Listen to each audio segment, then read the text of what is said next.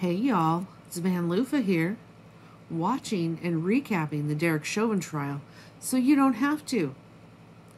Today, you're going to get to see my bedspread again because my last 24 hours has been insane and I look like fresh garbage. So, this is just how it's going to be today. So today, we are going to be recapping day 7 of the Derek Chauvin trial. This day took place on April 6th, 2021. So we started out today with a motion by the lawyer of Morris Hall. If you recall, he was Floyd's drug dealer and also the passenger in his vehicle that day. So Morris was subpoenaed by both the state and the prosecution to serve as a witness. And his attorney was in the courtroom yesterday with a motion to quash the subpoena.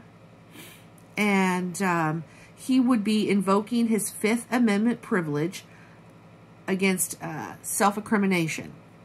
So what that means is he's saying, I'm using my Fifth Amendment. I'm not saying shit because anything I say could be used against me.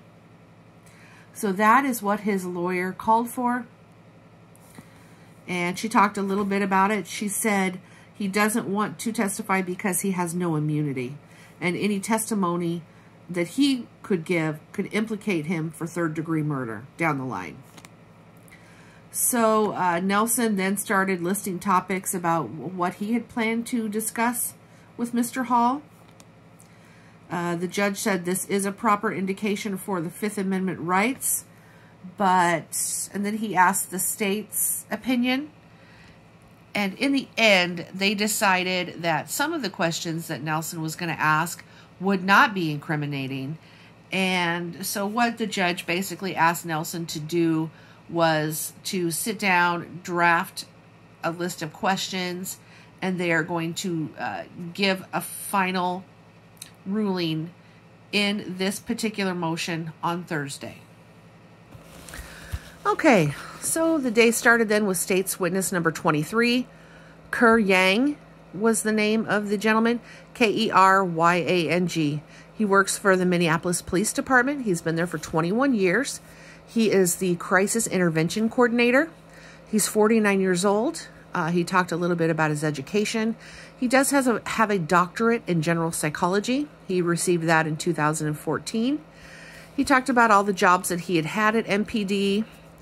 At one point, he was also assigned to the Special Operations Center. He talked about his responsibilities there. He gave examples of different crises, discussed that MPD has policies to handle crises. He stated that there is a crisis intervention training course for cops. Exhibit 203 was the training records of Mr. Chauvin. He did not know Chauvin. He talked about what crisis intervention course entails. Then they talked about that wonderful critical decision-making model, which, you know, you and I can speak to at this point. How he adapted that model to fit the police department's use. Exhibit 276 was showing the critical decision-making model, talks more about it, how it works in the context of crisis intervention. Talked about how officers have to assess the risk of a threat. He believes that this model is very practical in the field. And he was asked, can it be useful in the field when decisions are quick? And he said yes.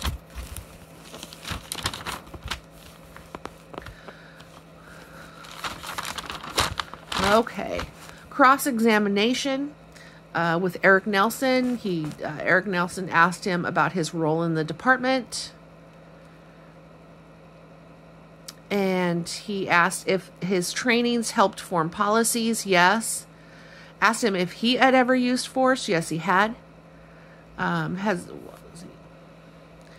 If you were watching something and you see bystanders. Okay, I've got to figure out what I wrote here. Okay, so what he was basically asking was, If at a scene there were bystanders, could it potentially become a crisis? Yes. They showed the critical decision-making model again. Exhibit 122 was training materials for the crisis intervention team that is used by the MPD. He created those. They talked about what are the potential signs of aggression that officers are trained to watch for. He gave examples. They are trained on the policies. He gives the training to the cadets, so the newer police officers. They are trained on the policies. He does not teach it to the veteran officers, so he did not know that entire curriculum as far as post-service care or in-services training they receive yearly after they've become an officer. Oh, they went over the critical decision-making model ad nauseum, I wrote down. They talked about different crises again in regards to the policy. They discussed what they're trained to do. On redirect, they showed that wonderful critical decision-making model again. They talked about priorities at the scene and gave examples of what a big thing versus a small thing would be at the scene, and their authority to act on those. And that was redirect. On cross-examination, Eric Nelson just talked about how you have to take into consideration all things going on and you have to act as feasible. And he said yes. And that was the end of that testimony. State's witness number 24 was Johnny Marshall. He works for the MPD. He is on medical leave at this point, but he is a lieutenant. He's been with the MPD since 1996. He talked about his education and his academy experience.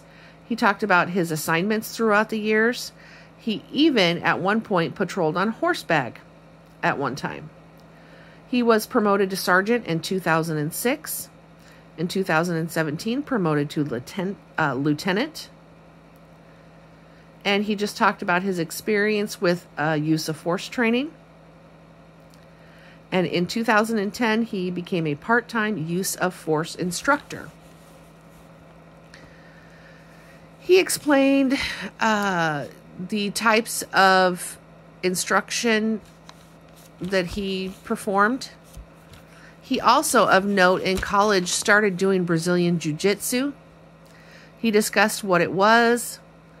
They also talked about pain compliance. And he compared what I can't talk. He talked about pain compliance, and an example of that is the game of mercy. So you use the force until the other person gives up. He helped develop the use of force curriculum at MPD. Exhibit 126 was the MPD use of force manual. Exhibit 119 was the 2018 Defensive Tactics in-service materials. He helped create those. Exhibit 124 was the 2018 sign-in roster for that training. Derek Chauvin's name was on there, and he does know Derek Chauvin. Exhibit 124, they showed again. At that time, he was one of the trainers. He said that he has offered training hundreds of times over the years. He discussed the components of the training. Exhibit 119, he went over the in-service information. He went over the PowerPoints that were used. He defined force. They asked, does restraint have to be reasonable? Yes. And then they talked about proportionality or proportional force. It means using the minimal amount of force necessary to reach control. So the level of force used has to be proportional to the level of resistance that you're getting. Exhibit 110 was the use of force continuum. They discussed that. They talked about the concept of minimal restraints. Basically that they are not allowed to use more force than what is necessary. They showed that Exhibit 17 again, the famous picture of Chauvin, They asked him, is this a use of force? Yes. Is it important to be careful? Yes. Exhibit 19 was a picture of what they use for strike training.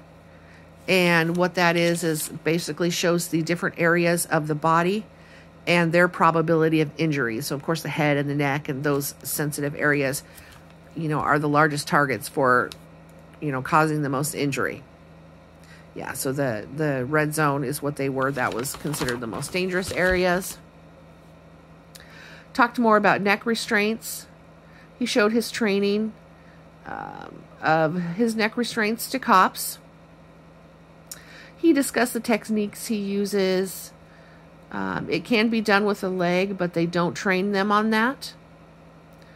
And if they do use a leg for a neck restraint, they are to use the inner thigh. And then he gave circumstances in which neck restraints are okay to use. They went back to Exhibit 110 and talked about the concept of proportional force again. And then he kind of showed them physically sitting there how to apply neck restraints. They showed the pic of Chauvin again.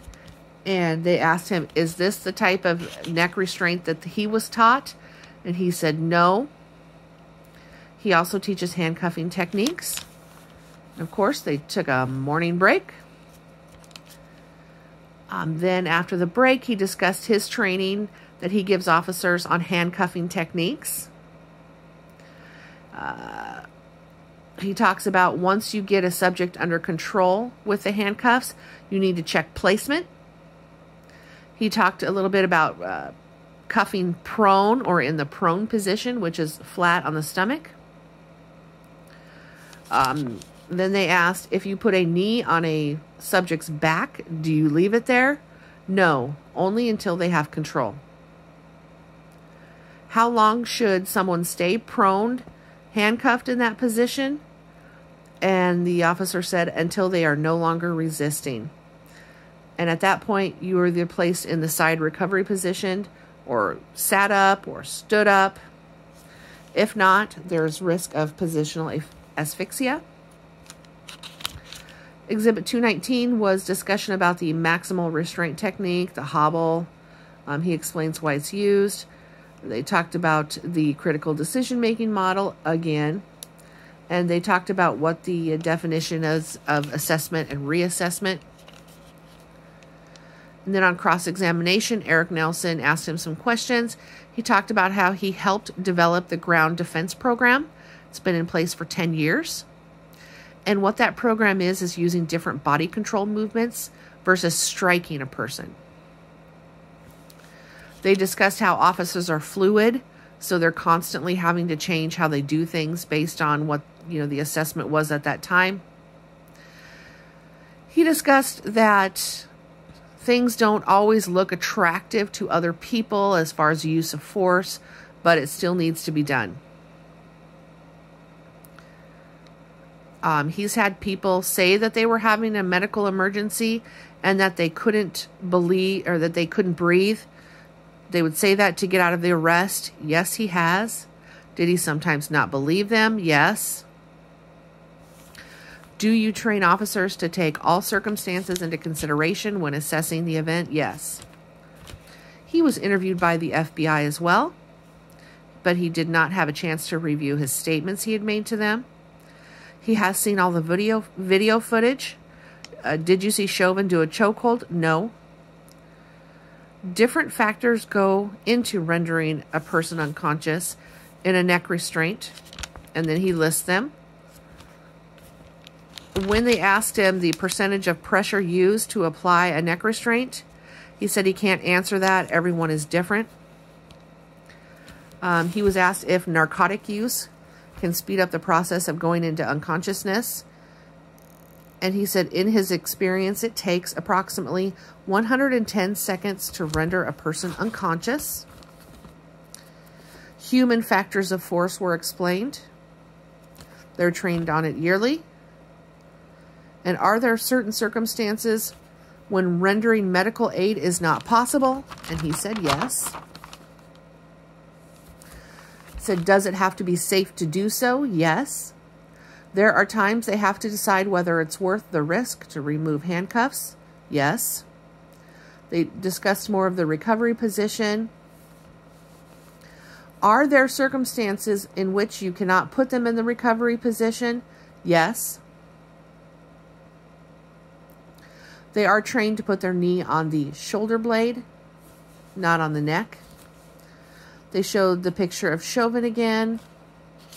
They said, so you are stating that what he did in that picture was not a trained neck restraint for the Minneapolis Fire Department? He said yes.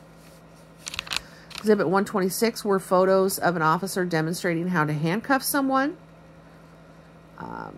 It looked like the knee was on the neck at that point. The officer said no. The knee needs to be across the back or at the base of the neck. And he was asked, so is it authorized to do this to handcuff someone in prone position? And he said yes, but we caution the officers to watch out for the neck.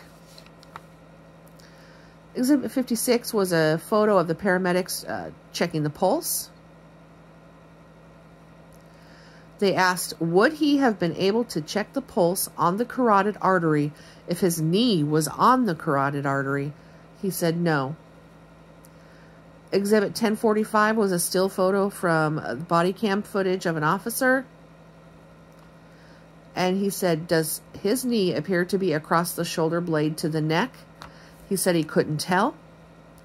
Exhibit 1046 was a similar angle than the last pic, but it shows the legs coming across the shoulder blades, and he said yes. And he said both exhibits are similar, yes. Okay. They kept showing similar pictures of, you know, the same position, but at different times in the footage, just to show that he had been in that position for quite a while. On Exhibit 1048 in a picture, was his knee between the shoulder blades? Yes.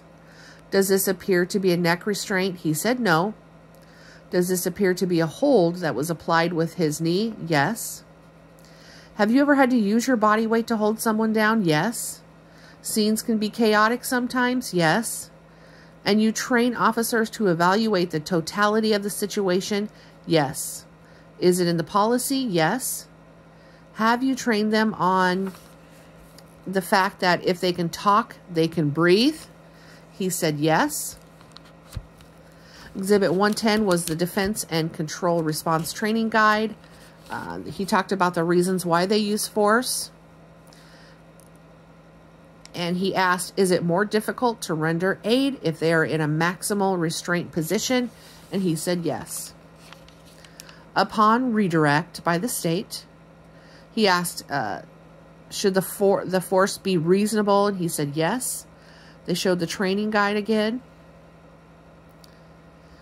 He was asked, a crowd yelling would not justify use of force, correct? And he said no. Exhibit 184 was a photo of the bystanders holding smartphones. He said, would that require extra uses of force? No. A knee in the back is used to gain control while being handcuffed? Yes. Once control is gained and they are not resisting, is it inappropriate to keep holding them? Yes. What if they lost a pulse? Then no, it's not appropriate to keep holding them. And he asked him, have you ever had a person lose a pulse, come back, and be violent? And he said no. On cross-examination, Exhibit 184, the picture of the crowd, where there is, so the picture of the bystanders, there's a gentleman holding another gentleman back. He said, is it, in this picture, is one of the guys being held back? He said, yes. Would threats from bystanders raise your alarm? Yes. On redirect, if bystanders say, get off of him, you're killing him, should that make you reconsider getting off? And he said, yes. Noon recess. Then they came back. It was State's Witness number 25, Nicole McKenzie. She works for the MPD and has for 6 years. She's the medical support coordinator. Prior to law enforcement, she worked in human resources. She is an EMT. She talked about her education. Yes, she did know Derek Chauvin.